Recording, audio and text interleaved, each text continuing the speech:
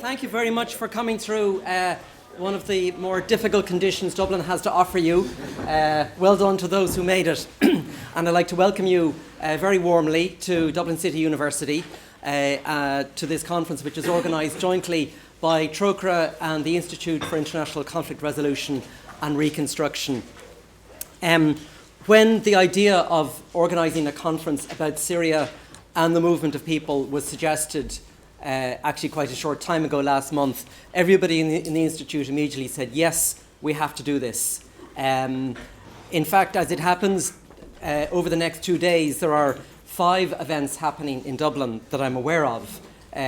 We happen to be the first of them on this topic of the movement of people, of refugees and the crisis in Syria. Obviously, nobody knew that the issue was going to turn out to be so topical, and obviously we're all very aware of the events that happened in Paris and in Beirut last week. But I think it's very important that we keep our focus on the issues that we're trying to understand today, because at the end of the day, there is an extraordinarily destructive conflict underway. There are still millions of people displaced within Syria and millions of people displaced beyond Syria's border. That issue wasn't changed by the attacks last week. And if anything, it makes it even more important that we understand the dynamics of what's happening and the underlying causes.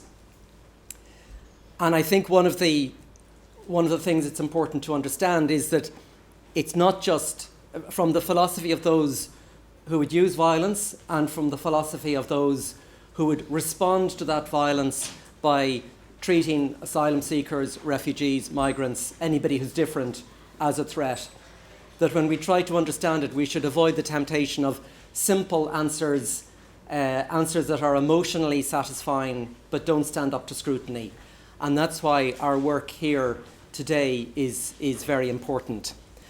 Just a quick word about the Institute, the IICRR. It was launched 3 years ago by Hillary Clinton. We've held quite a number of events over the last year, looking at the Balkans, at Ukraine.